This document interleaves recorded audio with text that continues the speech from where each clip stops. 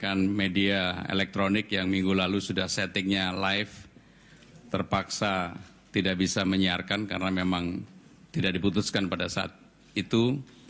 Alhamdulillah pada hari ini rapat yang dipimpin oleh Bapak Presiden dan Bapak Wakil Presiden berkaitan dengan paket kebijakan ke-6 atau yang disebut dengan paket kebijakan ekonomi November 2015. Secara prinsip ada 3 hal yang akan diatur dalam paket kebijakan ini. Yang pertama berkaitan dengan pengembangan kawasan ekonomi khusus yang nanti akan dijelaskan, disampaikan oleh Menko Perekonomian. Yang kedua berkaitan dengan air.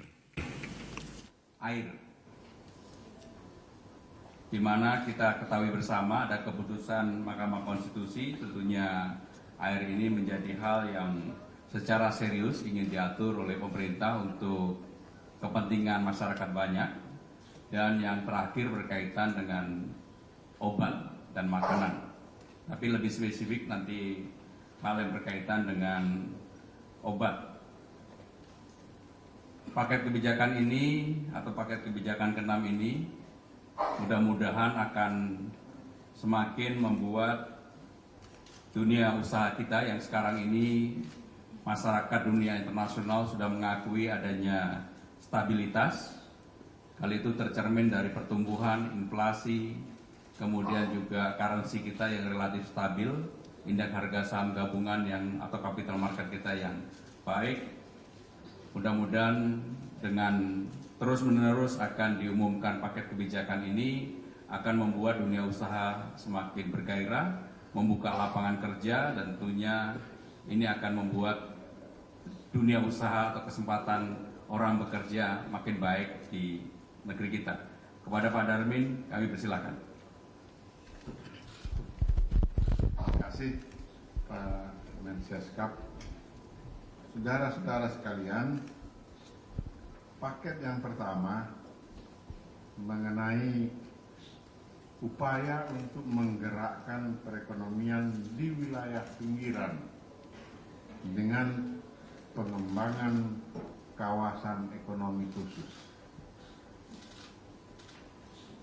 Secara sederhananya, supaya saya jangan membaca terlalu teknis, penjelasannya begini. Melalui paket ini ada beberapa kawasan di daerah, nanti kawasannya berapa itu saya jelaskan lagi. Itu ditetapkan menjadi kawasan ekonomi khusus yang tujuan utamanya adalah mengolah sumber daya yang ada di wilayah itu dan sekitarnya. Walaupun kegiatan yang tidak termasuk sumber daya utama yang ada di daerah itu tetap diberikan perhatian, walaupun fasilitasnya lebih rendah. Ya.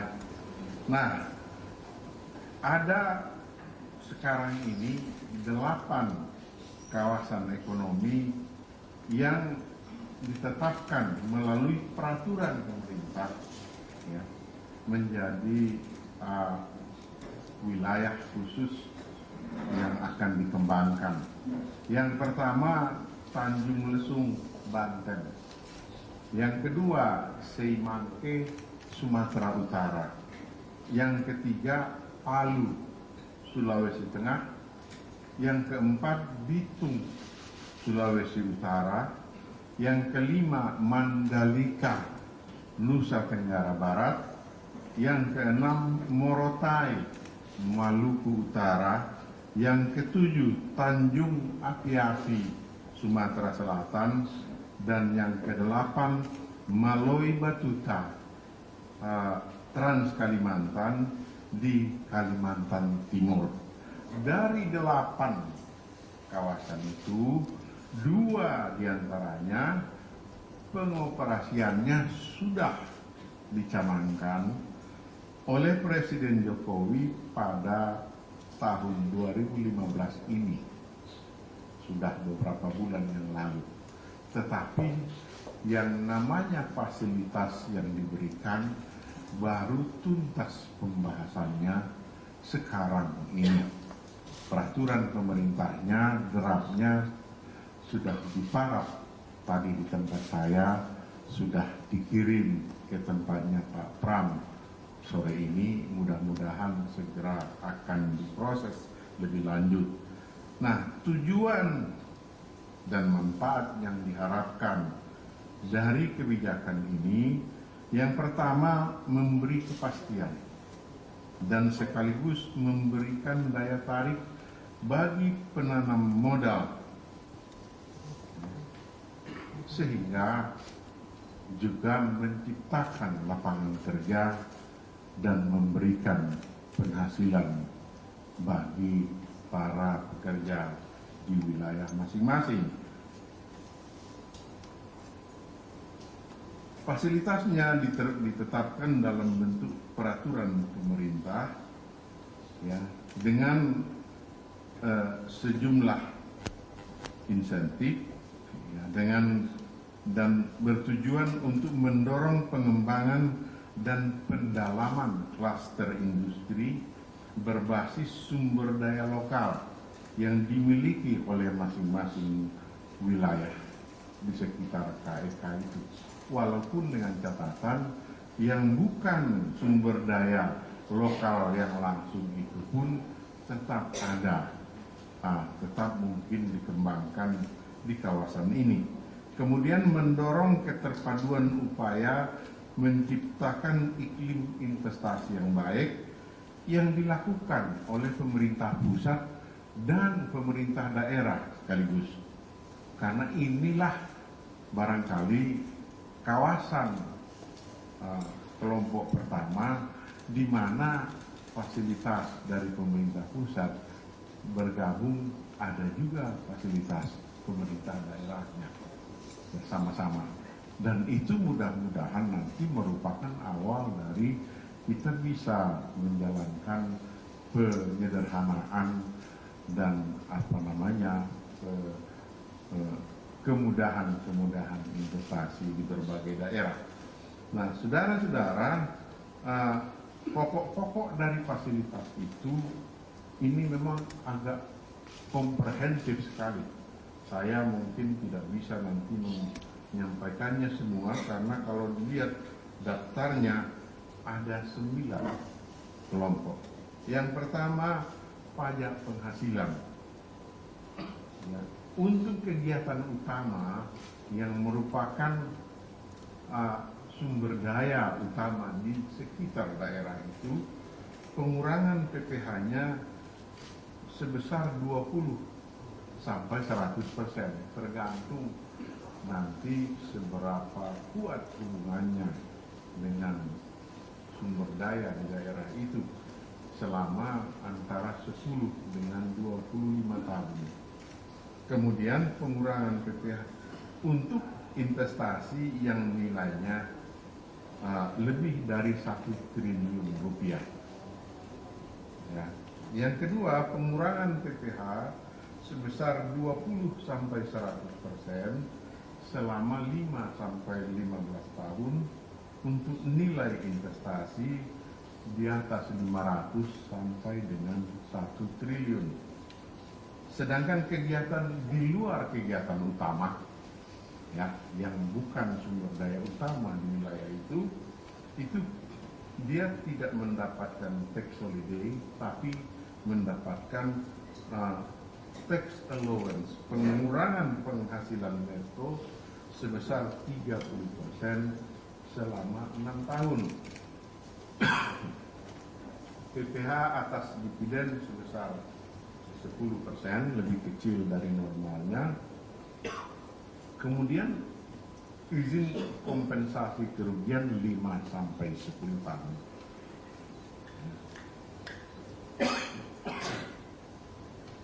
PPN dan PPNBM juga ada fasilitasnya, ya. Yang pertama, kalau harus mengimpor, mohon maaf nih. Kalau harus mengimpor untuk memproses sumber daya di daerah itu, impornya tidak dipungut PPN-nya.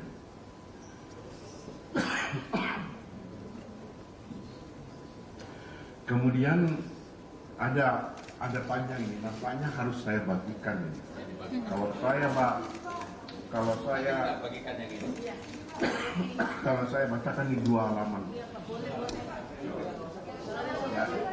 Jadi ada PPNBM, PPN, kepabeanan, pemilikan properti bagi orang asing, kegiatan utama pariwisata, karena kalau daerah itu pariwisata, ketenaga kerjaan, keimigrasian, pertanahan, dan perizinan. Perizinan yang izin usaha, izin lokasi, dan sebagainya. Ya. Nah, sekarang yang kedua, penyediaan air yang berhubungan dengan apa yang dijelaskan oleh Pak Pram tadi, adanya putusan Mahkamah Konstitusi mencabut Undang-Undang Nomor 7 Tahun 2004 tentang sumber daya air. Ya. Putusan Mahkamah Konstitusi itu selain menyatakan Undang-Undang lama Nomor 11 Tahun 74 menjadi berlaku, ya, yang lama, itu ada sejumlah prinsip, 6 prinsip yang ditetapkan oleh Mahkamah Konstitusi. Nah, di pihak lain, pemerintah itu sudah memberikan juga sejumlah izin selama ini kepada dunia usaha untuk mengolah dan menggunakan air. Ada yang berupa air bersih, tapi ada juga untuk minuman lain. Nah, PP ini yang juga sudah siap untuk diterbitkan itu menetapkan bahwa bagi perusahaan yang sudah mendapat izin selama ini, ya, itu ternyata udah beres. Yang sudah mendapat izin selama ini itu tetap berlaku izinnya, ya, sampai habis, atau kalau undang-undang baru nanti dibuat itu mengatur lain, akan mengikuti undang-undang yang baru tersebut. Ya, jadi prinsipnya seperti itu. Yang ketiga adalah mengenai penyederhanaan. Ini bukan penyederhanaan lagi nih, kalau yang satu ini dari perizinan di Badan Pengawasan Obat dan Makanan. Jadi selama ini memang Badan POM itu sudah melakukan sejumlah penyederhanaan di dalam, khususnya di dalam impor obat atau bahan baku obat dan juga makanan, ya. Kemudian pada paket deregulasi pertama ada diumumkan, nanti tanya Pak Kepala Badan kalau ingin tahu nomor peraturan yang dimasukkan di dalamnya, itu menyampaikan penyederhanaan. Seperti apa penyederhanaannya? Itu semakin banyak yang dilakukan online, ya, walaupun belum sepenuhnya semuanya. Sebagian masih tetap pakai kertas, belum paperless gitu. Masih harus mengurus sedikit di sana sini, sehingga melalui paket regulasi pertama itu penyederhanaannya berhasil memperpendek pekerjaan untuk mengimpor obat-obatan dan bahan baku obat menjadi 5,7 jam selesai. Nah, itu adalah hasil dari paket regulasi pertama. Setelah itu, dan itu belum lama kan, kira-kira 1 bulan lebih yang lalu. Setelah itu, Badan POM melakukan perbaikan dan penyederhanaan lagi, sehingga betul-betul 100% paperless dan online. Tak ada tanda tangan basah lagi, ya, sehingga tidak perlu ketemu bapak-bapak ibu pejabat untuk melakukan impor bahan baku obat. Ya. Jangan lupa, kita itu mengimpor hampir seluruh bahan baku obat kita karena kita belum berkembang industri itu. Mudah-mudahan ke depan kita bisa. Nah, setelah dilakukan perbaikan dan menurut saya ini sudah optimum karena dengan 100% paperless, tidak ada lagi kertas, tidak ada tanda tangan basah, elektronik ada, elektronik itu proses pengimporan bahan baku obat bisa selesai. Saya lebih baik mengatakannya kurang dari 1 jam. Sebenarnya bisa lebih cepat dari itu, tapi ya tulis saja kurang dari 1 jam. Itu dia 3 regulasi yang diumumkan pemerintah yang tadi sudah disepakati dan diputuskan oleh Bapak Presiden. Terima kasih. Rekan-rekan sekalian, nanti akan kami bagikan melalui Biro Pers atau mungkin teman media yang ditunjuk untuk mau fotokopi atau Biro Pers saja supaya dikopikan. Nanti kami bagi kepada rekan-rekan semuanya. Kalau ada hal yang ingin dielaborasi, kami persilakan kepada Pak Ferry, kemudian BPOM maupun PKPM atau Pak Darmin. Besok Bapak Presiden akan mengadakan kunjungan ke daerah. Jadi teman-teman hari Jumat dan Sabtu bisa main futsal. Terima kasih. Wassalamualaikum warahmatullahi wabarakatuh.